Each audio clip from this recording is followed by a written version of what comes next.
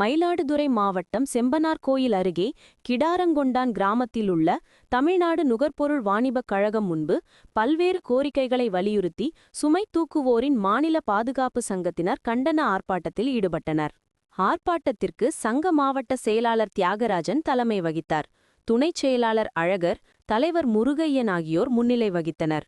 ஆர்ப்பாட்டத்தின் போது சங்க அங்கீகாரத் தேர்தலை உடனே நடத்த வேண்டும், வருகை பதிவேட்டில் பெயரில்லாமல் பணி செய்யும் தொழிலாளர்களின் பெயர்களை உடனே வருகை பதிவேட்டில் சேர்க்க வேண்டும், 2022ஆம் ஆண்டு வரை 10 ஆண்டுகள் பணி முடிந்த தொழிலாளர்களுக்கு பச்சை அட்டையை வழங்க வேண்டும் உள்ளிட்ட கோரிக்கைகளை வலியுறுத்தி கோஷங்கள் எழுப்பினர்.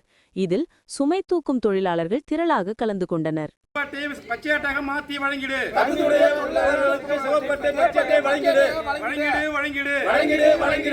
சிவப்பாட்டை வழங்கிடு.